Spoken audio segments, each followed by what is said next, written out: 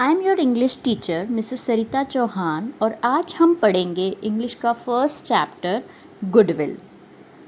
Goodwill एक hymn है जिसे हिंदी में हम भजन भी कहते हैं और इस हाइम को यजुर्वेदा से लिया गया है।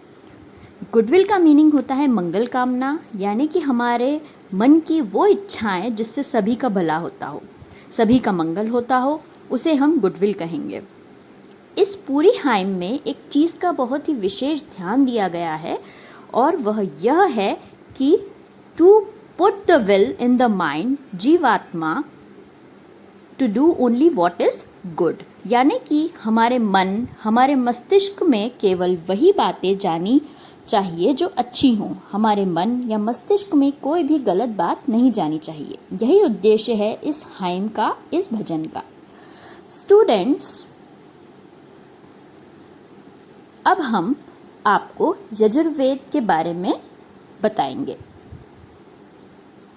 यजुर्वेद भारतीय इतिहास में हमें मुख्य तौर पर 4 वेदों के बारे में ज्ञान देते हैं। ये वेद हैं ऋग्वेद, सामवेद, यजुर्वेद एंड अथर्ववेद। यजुर्वेद एक संस्कृत शब्द है जिसमें यजुस का मतलब होता है वर्शिप और वेदा का मतलब होता है नॉलेज। यजुर्वेदा से हमें यह पता चलता है कि हमें किस प्रकार से पूजा और उपासना करना चाहिए। इसी के बारे में हम यजुर्वेद में बताया गया है। स्टूडेंट्स, अब हम इस हाइम को समझेंगे। पहले मैं इस हाइम की कुछ लाइंस आपके सामने पढ़ने जा रही हूँ। May that by which wise men skillful in rituals and steady in assemblies perform their tasks, that peerless spirit that lies in all creatures. अब हम कुछ डिफ़िकल्ट मीनिंग्स देखेंगे। रिचुअल मीन्स अनुष्ठान या धार्मिक क्रिया। स्टडी मीन्स स्थिर या नियमित। पियरलेस मीन्स बेजोड़। स्पिरिट मीन्स आत्मा एंड creature means जीव जंतु।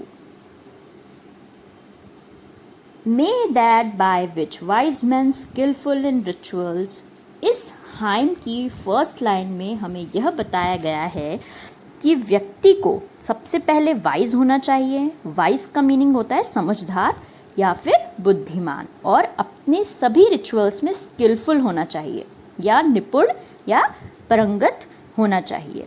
स्टूडेंट्स, अगर हम अपने कोई भी काम में बहुत ज़्यादा परफेक्ट हो जाते हैं तब हमें स्किलफुल माना जाता है। इसीलिए यहाँ पर कहा गया है कि हमें अपने सभी धार्मिक अनुष्ठानों में एकदम परफेक्ट होना चाहिए। अब हमारी नेक्स्ट लाइन है and study in assemblies perform there task assemblies.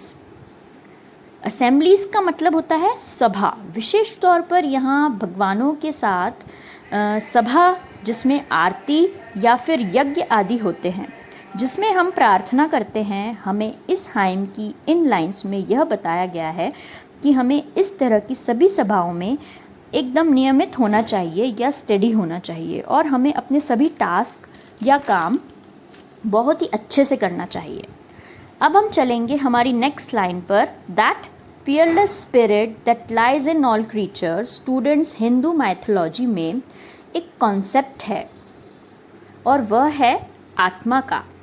जो आत्मा होती है वह सभी जीव जंतुओं के अंदर होती है और ना आत्मा मरती है और ना ही आत्मा जन्म लेती है। वह केवल एक जन्म से दूसरे जन्म में ट्रांसफ़र होती है। इसे हम साइंस की लैंग्वेज में एनर्जी भी कहते हैं। हमें धार्मिक क्रियाओं एवं अनुष्ठान इसलिए करने चाहिए क्योंकि वह हमें बार बार यह याद दिलाते हैं कि हम में और जो सभी जीव जंतु हैं वह सभी के अंदर एक ही प्रकार की आत्मा वास करती है। अब हम नेक्स्ट लाइन पर चलते हैं स्टूडेंट्स। जैसे कि हमने आपको बताया कि यह हाइम है और हाइम हम ईश्वर से प्रार्थना करने के लिए गाते हैं। यहाँ पर एक वर्ड आ रहा है मे दैट। बेसिकली यहाँ पर यही कहा जा रहा है कि हे ईश्वर, कि आप मुझे शक्ति दें ताकि मैं यह कर सकूं, ताकि मैं वह कर सकूं। इस प्रकार की बातें यहाँ पर की गई है, इसीलिए यहाँ पर मे दैट वर्ड का यूज़ किया गया है। May that my mind resolve on what is good, may that which is deep knowledge, intellect, memory, that which is the deathless flame in living beings. अब हम कुछ डिफ़िकल्ट वर्ड्स के meaning जानेंगे। Resolve means संकल्प, deathless means अमर, flame means लौ या आग की लपटें। इन लाइन्स में हम ईश्वर से यह प्रार्थना करते हैं कि हे परम पिता परमेश्वर, आप मुझे शक्ति दें, मेरे मन और मस्तिष्क को यह शक्ति दें ताकि मैं यह संकल्प ले सकूं कि मेरे मस्तिष्क में केवल अच्छी चीज़ें आएं या फिर कोई भी गलत या बुरी चीज़ें मेरे दिमाग में ना आएं। आगे हम ईश्वर से यह प्रार्थना करते हैं, उनसे हम यह शक्ति मांगते हैं कि आप मुझे डीप नॉलेज दें, यानी कि गहरा ज्ञान दें, इंटेलेक्ट दें मतलब समझ दें, और मेरी याददाश्त को या मेरी मेमोरी को ज़्यादा पक्का करें। और आगे की लाइंस में यह बताया गया है कि सभी व्यक्ति जो जी रहे हैं, सभी जीव जंतु जिनके अंदर जीवन मौजूद है, हम सभी के अंदर एक लॉ मौजूद है और वह लॉ हमेशा रहेगी। यहाँ पर आत्मा के बारे में ही बात की जा रही है और कहा गया है कि आत्मा अमर है और आत्मा का कभी नाश नहीं हो सकता। अब हम आगे की लाइंस को पढ़ते हैं। Without which nothing what ever is done, may that my mind resolve on what is good, may that which guides me like a good charioteer. Guide means होता है मार्गदर्शक और चैरिटियर का मीनिंग होता है सारथी। इन लाइंस में यह बताया गया है कि उसके बिना कुछ भी संभव नहीं है। यहाँ पर भी आत्मा के बारे में यह बताया गया है कि अगर आत्मा नहीं होगी तो कुछ भी नहीं होगा। हम सभी के अंदर आत्मा मौजूद है और अगर आत्मा नहीं होगी तो जीवन नहीं होगा, और अगर जीवन नहीं होगा तो कुछ भी नहीं होगा। आगे की लाइंस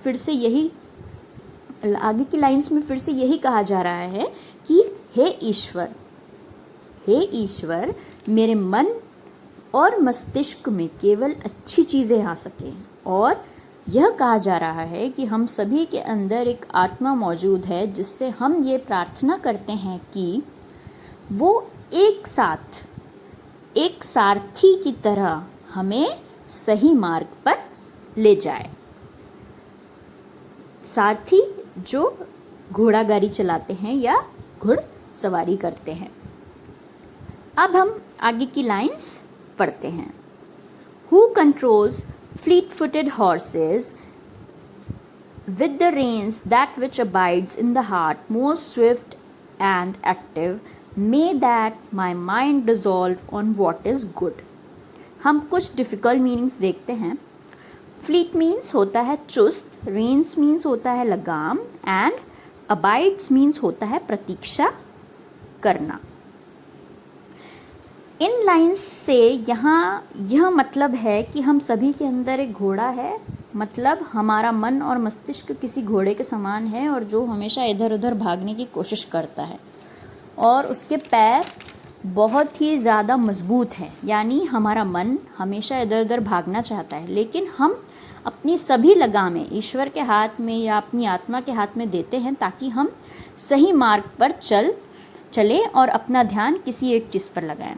आगे यहाँ हमारे मन के बारे में बताया गया है कि हमारा जो मन है वो किस प्रकार का है और हमारा मन हमेशा प्रतीक्षा करता रहता है कि अपने हृदय की जहाँ भी उसको समय मिले कि वह वहीं कहीं भाग जाए। क्योंकि वो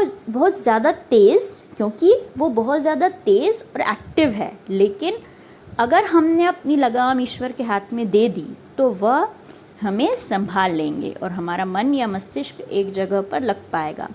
इस हाइम्स की लास्ट लाइन में यह कहा गया है कि हे ईश्वर, आप मुझे यह शक्ति दें कि मैं मेरे अपने मन और मस्तिष्क के अंदर केवल अच्छी बातें ही ग्रहण कर पाऊँ, या मेरे मन और मस्तिष्क में केवल अच्छी बातें आ पाएँ,